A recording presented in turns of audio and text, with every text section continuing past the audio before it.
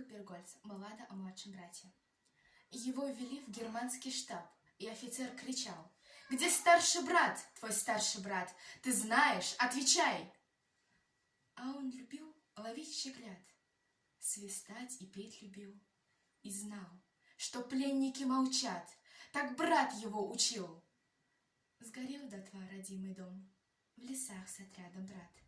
«Живи, — сказал, — а мы придем, мы все вернем назад. Живи, щегленок, не скучай, пробьет победный срок.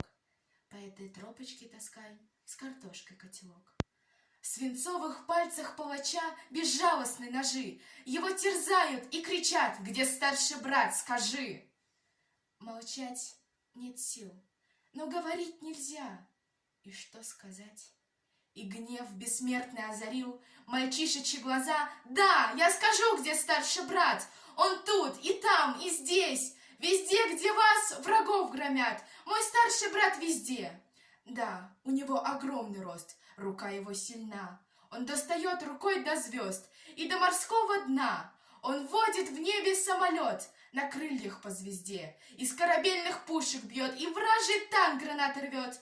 Мой брат везде, везде. Его глаза горят во мгле всевидящим огнем.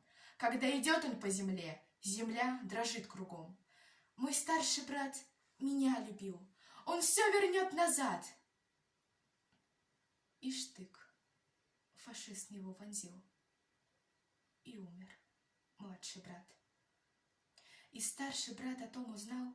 О, горе, тишина! «Прощай, щегленок, — он сказал, — ты постоял за нас. Но стисни зубы, брат Андрей, молчи, как он молчал, и вражьей крови не жалей, огня и стали не жалей, отомщение палачам. За брата младшего в упор рази врага сейчас, за младших братьев и сестер, не выдававших нас».